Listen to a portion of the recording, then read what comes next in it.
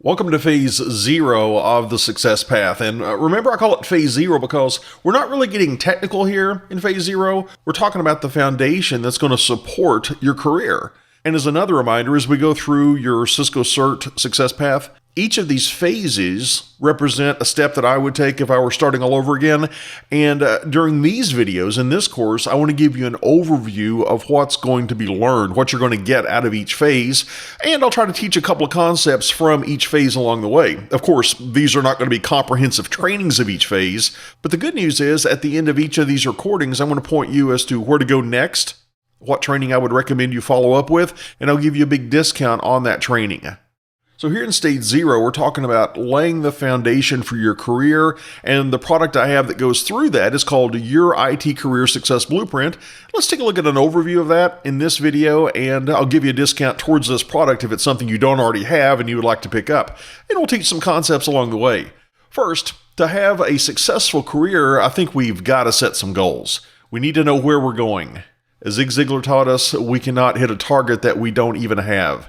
And we also want to have some strategies for landing that dream job. There's a lot of competition out there. Do you know how to perform in an IT interview? Do you have your IT resume up to spec? And you might want to start your own IT consulting company for a couple of different reasons. We'll talk about that in this video. And I've got a 7-step model for preparing for any Cisco exam. And we'll talk just a bit about time management. In the full-blown course, we talk about 3 of the major time management approaches out there today, and I talk about how I manage my day. But here in this overview video, we'll touch on a specific strategy, and then we'll talk a bit more about customizing your certification path. But first up, we want to talk about goal setting. And while goal setting is something that's taught in a lot of success books, I personally like to think of it not so much as goal setting as destiny design, because that's really what we're doing. We're designing our destiny.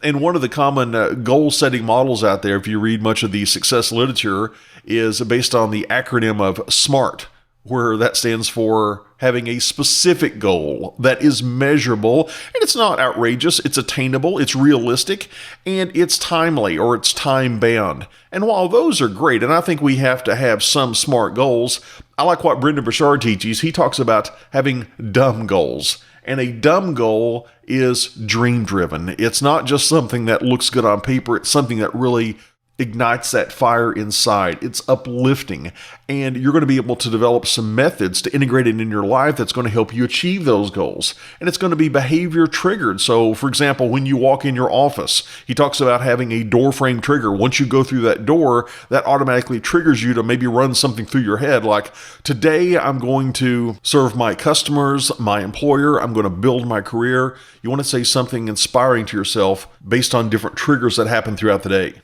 And as we go to design our destiny, the first thing I think is we need to dream. And in the full-blown training program, we do this real time, and I've got some worksheets that you print out. But what we do is we figure out where do we want to be in 5 years, and then we sort of back off. We reverse engineer that. We spend 1 minute thinking, what is our number one long-term, like a 5-year career goal? Then we do something called future pacing, which is from neurolinguistic programming, where basically we're connecting the dots. We identify the dots or the things, the achievements, the smaller goals that will get us from where we are now to where we want to be. So as our next exercise, we spend a couple of minutes brainstorming 3 short-term goals that would lead to reaching that long-term goal. So we would decide what is that first and second and third short-term goal. And then step 3, we would make a plan towards the achievement. And you would go through each of your short-term goals and figure out exactly what do you do next? What do you do today? What do you do next week to reach that short-term goal, to make progress? And we encourage you to spend 6 minutes brainstorming the answers to these questions about that first goal, the first short-term goal. And then you would repeat that for your second and third goals. First of all, you ask, what do I need to learn to reach this goal? If you're preparing for certification, maybe you need to learn about EIGRP or OSPF, or maybe the entire curriculum of a particular certification. What resources do you need? Maybe you need training videos or Cisco Press books. Identify the people that you need to work with to reach that goal. Do you need to go to a training provider? Do you need to join a group sort of like my Diver Down Routing and Switching group, where you can work with like-minded professionals? Do you need to get involved with the Cisco Learning Network communities? And some goals are going to be accomplishment goals, and others are going to be activity goals. For example, an accomplishment might be earning your CCNA in routing and switching certification. That's something measurable that you accomplished. But an activity goal is maybe I'm going to spend 1 hour today reading about EIGRP. That's an activity, but you're not necessarily going to have mastered EIGRP at the end of today, but you can at least measure that activity that's leading towards that accomplishment. And then come away with what's the first step? You need to get some momentum going. What do you need to do right now? And come up with a timeline. When are you going to reach this first short-term goal? And then you would repeat this process for the second and third short-term goals. And it's key that you be consistent with this. What I like to do is check in weekly. What I do every week, typically on Sunday morning, I will review my previous week, and I've got 10 different life areas that I've defined for myself, like being a good husband, being a good father, being the CEO of my business, my health, my finances, my spiritual life, all those different areas of my life. I rate myself on a scale of 1 to 10 or 0 to 10. I've never had a 0, fortunately. But I add up my scores in each area, and I take a look at my weekly score, and I compare it to my previous week. Am I on a good path? Am I going up? Was this a rough week? Am I down? It helps keep me focused on the things that are important in my life. And what I then do is I identify one thing that I could do in the coming week to improve in each of those different life areas that I've defined. Now, I've got 10 life areas defined. You might have 5 or 12. But whatever it is, I would encourage you to identify one thing you can do to improve in each of those areas in the coming week. And then I think about, what do I need to do this week? And I just dump all those to-dos into the inbox of my to-do app. I happen to use the Things app. Things is an app that you can run on your iPhone, your iPad. I run it on Mac OS as well. And then once I've dumped everything into my inbox, I start going through each task and assigning a role. This is something I learned from Tony Robbins in his RPM program, where RPM stands for Results Focused, Purpose-Driven, Massive Action Plan. And he suggests that we think about different roles in our life, and not just saying, I'm the CEO of Kevin Wallace Training LLC, or I'm a husband, or I'm a father. No, we come up with some juicy name for that role to really get us excited about spending time in that area. And it's just one example. I don't say that I have a role as a dad. I say that my role is a dad of destiny. That gets me more enthusiastic about spending time in that area of my life. And then I assign a day to each task. And I typically try to put those tasks throughout the week. Sometimes they need to overlap into the next week, or maybe it's something I thought of I need to do next month. But I try to assign a day to each of those tasks that I put in my inbox. And then I'll look over the upcoming week and I might see that, Thursday's really overloaded. Let's try to move some stuff from Thursday over to Tuesday where I don't really have that many things. So I try to even things out a little bit. That's what I do on a weekly basis. And then daily, of a morning, I have a daily ritual that I go through. My big rule is I don't check my email for the first hour of the day. Brendan Bashar talks about how if you check your email during the first hour of the day, then that day your productivity drops 30% because you're immediately getting pulled into other people's priorities. So that first hour of the day, that's sacred for me. I don't let email and other people's priorities intrude into that. And during that time, I'm going to read something positive. Maybe some sort of a personal development book. And I don't know what your spiritual practice is if you have one, but personally I'm a Christian, so I spend some time doing some prayer and meditation. And then I like to move. I typically get on the treadmill for about 45 minutes a day. And usually while on the treadmill, I watch a training video, something that's going to help me in my career. And then I'll look over my to-dos for that day. And I'll think about what's it going to look like when I accomplish each of those things. Now, that's a quick overview of step 1 of goal setting. Of course, we go more in depth in the actual course. In the second module, we talk about landing your dream job. And I want to give you just a couple of tips in this quick overview. Number 1 is some resume tips for you. I used to be a hiring manager at a university, and I've seen a lot of resumes. So let me give you some tips for what I would be looking for as a hiring manager. Number 1, be brief. I don't want to see a 3-page resume, and I would be focused on results. Not that you've studied this or this, but what have you done? What projects have you led? What did you accomplish? How did you grow something? How did you implement something? Tell me about results you've achieved. And I think it's a good idea if you omit your objectives because they're always so predictable. My objective is to be an effective network engineer in support of my employer. Let's omit that because your potential employer is much more concerned about what you're going to do for them than what your particular objective is. And please, please have 0 tolerance for typos. Because if a hiring manager is looking over your resume and they see typos in there, They know that not only do you make mistakes like we all do, but you didn't take time to correct them. You didn't make sure that your final product was good to go. So please have zero tolerance for any typos. You might have somebody else look over your resume as well.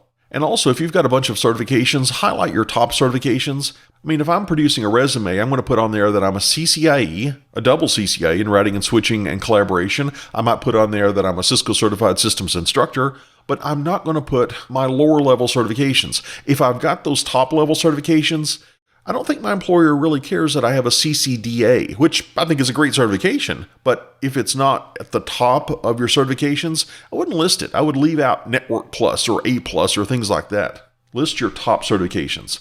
And then when it comes time for the interview, I've got 3 tips for you. Number 1 is one that I learned from Tony Robbins, and that is establishing rapport, where you can go in and somewhat match and mirror the behavior of the person that's interviewing you. So if they speak rapidly, you can speak rapidly in response. If they lean forward, you lean forward. Because as Tony Robbins says, we tend to like people that are like us. And I've done this in interview situations for myself. I remember going to one company, and the person that was interviewing me, they had a very distinctive habit. They would make a statement, and no kidding, they would nod their head up and down very rapidly, which I found a bit odd. But I thought, you know what? People like people that are like them. So when I answered, I tried to do it subtly, I would subtly give a rapid head nod. And I really think that's the reason that they pursued me for the job. Now, we didn't agree on salary and I didn't end up working there, but they really wanted me for the job. And what I thought was funny was when I turned down the job, they called me back a week later and they said, "Can you recommend somebody else? We want somebody like you." Now, honestly, I don't think it was because of my certifications or experience. I think it's because I really established rapport with the interviewer.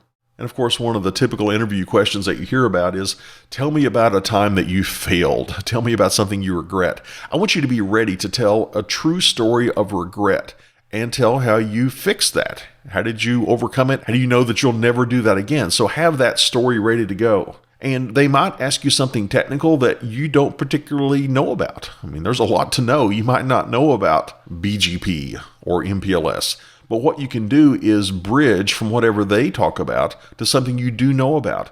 When I was being interviewed down at Walt Disney World, they asked something I think that might have been wide area network related that I didn't really understand exactly what they were doing, but I bridged that and talked about a wide area network project that I'd worked on, how I peered with 2 different service providers with BGP and how I influenced path selection. So I was able to tell a very technical story, something that went really deep into my technical expertise, but it wasn't exactly the question they asked. I just bridged it from their question to something I had actually done. So be ready to bridge to show deep domain expertise. And that's a look at Module 2, strategies for landing your dream job. But in addition to landing your dream job with somebody else, you might want to start your own IT consulting company.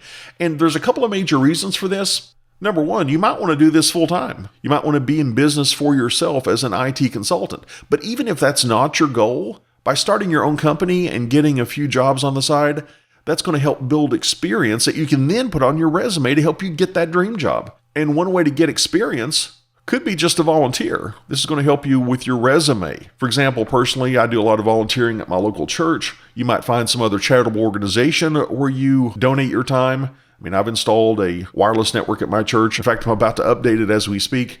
It's got 9 wireless access points and a wireless controller. And I just do all that for free. But if I were creating a resume, I would be able to put it on my resume that I had worked in a wireless network like that. And like we were saying, another way to get experience is to start your own IT consulting company. I started one way back in the 90s. That's me selling VHS training videos. I've been doing training for quite a while now, where I used to teach DOS and WordPerfect. Those were the days. But you might do that on the side as a side hustle. You might do dual tracking, as some people call it. And it might lead to something that is full-time. But here's the number 1 mistake that I see for people starting a new company. They think, you know what, I'm really good at X. They're really good at something. And they think because they're good at that particular skill that they can run a successful business doing that skill. What they neglect to think about is running a business is a lot more than just doing what you're good at. There's a lot of considerations. And we spend quite a bit of time in the full-blown training course talking about things like how to legally form your business, how to get customers, how to manage projects. I recommend specific software applications, and just some tips for operating your business. So whether you want to do it full-time or maybe just part-time to get some experience, you might want to think about starting your own IT consulting company. In the fourth module of your IT Career Success Blueprint, we talk about my 7-step model for preparing for any Cisco exam. Now here we'll just take a quick overview of these 7 steps, but we need to, number 1, identify where we're going to get our training from. Is it going to be through books, video courses? Where's that coming from? And we want to go to Cisco's website and maybe print out the published exam topics and then go through whatever training we've decided on and then schedule your exam. I recommend scheduling at least a month in advance. And there are different ways of getting hands-on practice. Maybe you have an emulator or a simulator or real gear. We talk about those different options. And before we go take the exam, we review any weak areas that we might have. And then there are some tips that I give you for mentally preparing to take the exam. For example, in Amy Cuddy's book, Presence, she talks about taking on a power pose. How by standing like Superman or Wonder Woman for 2 minutes, how it can drop cortisol in your body and increase testosterone. And that's going to make you go into your exam environment a lot more confident, a lot less nervous. True story, the last time I took an exam, before I went into the exam room, I went into the restroom, and a little stall, and I stood like Superman with hands on hips for 2 minutes just to get this effect. And if you pass, fantastic, go celebrate that. If not, that's fine. I have failed many Cisco exams. For my CCA lab, for example, I've taken CCA labs 5 times, and I've passed 2 of those times, and I've failed 3 of those times. There's a lot of failure involved in success. So no big deal if you don't pass the first time. You just go back and review the exam topics again. Focus on what you were weak on, what you need to reinforce in your study. And then we talk a little bit about time management. With time management, I encourage you to be a mad scientist. There are all sorts of time management strategies and theories out there. And in the full course, we go through things like the book Deep Work, and we talk about getting things done and Stephen Covey's method. And we talk about what I do to stay productive. But here in this overview video, let me just give you a quick productivity hack. It's called the Pomodoro Technique, where Pomodoro is the Italian word for a tomato. And it's based on this concept of having one of these tomato kitchen timers, where you can set it to like 20 or 25 minutes. And you say that for that 25-minute period of time, while that timer's running, and you can get apps that do this these days, you don't have to use a kitchen timer, but while this timer is running, you're not going to be distracted. You're not going to check your texts. You're not going to send a text or check your email or take a phone call. You are focused. You are heads down, working, focused for 25 minutes. And then after 25 minutes of focus, you take a 5-minute break. And then you repeat that maybe 3 times, and then you can take a longer break. But I encourage you to give this a try. I've actually got a little Pomodoro app that runs on my Mac, or sometimes I just set the timer on my iPhone. And you can play with the amount of time. Sometimes I go for 50 minutes instead of 25 minutes. But if your entire day is subject to interruption, that's an issue. Carve out some dedicated focus times, some blocks of time during the day where you are just not going to be interrupted. And that's one of the hacks we give you in our time management module. And Module 6 is all about customizing your certification path, which is what this video series is all about. What to do first and next and next and next. But in your success path, there are a couple of very technology-specific areas that we talk about. One is SDN, software-defined networking, or we might call that network programmability. And that's something that's radically changing the landscape of networking. I've been in the networking field for about 30 years now, and I've never seen such a radical paradigm shift ever in that 30 years that matches SDN. The ability to have a program or write or modify a program that's going to reach out to a network controller that then is going to reach out and configure multiple devices.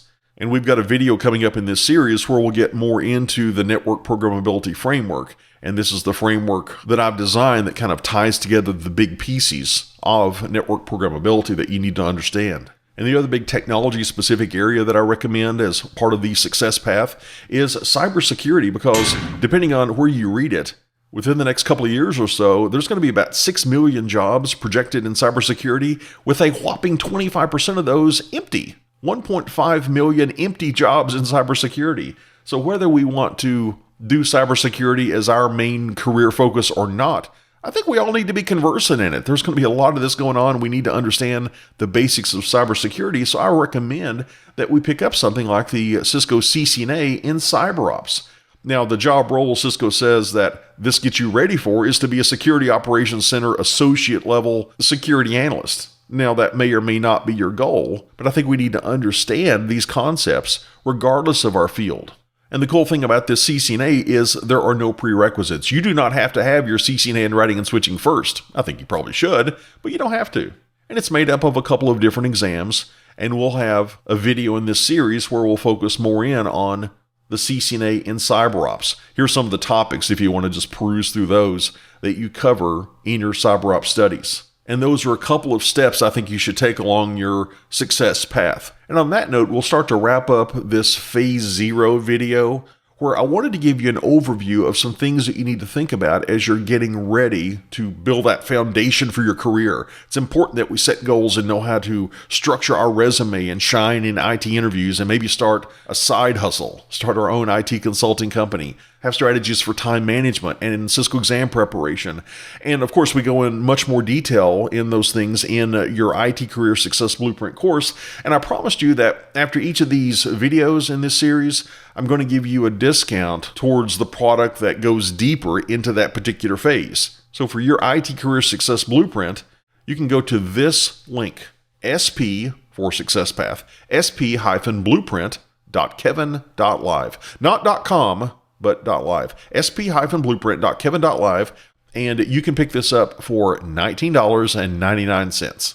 And that's going to come with downloadable videos, downloadable PDFs of the slides. It's going to come with downloadable MP3 files you can listen to on the go. And it's going to come with downloadable worksheets where you actually fill out the worksheets as you're going through those different modules. So let's lay a solid foundation here in Phase 0 to then start building our IT career. I'll see you back in our next video for a look at Phase 1, where we'll get into the CompTIA Network Plus certification.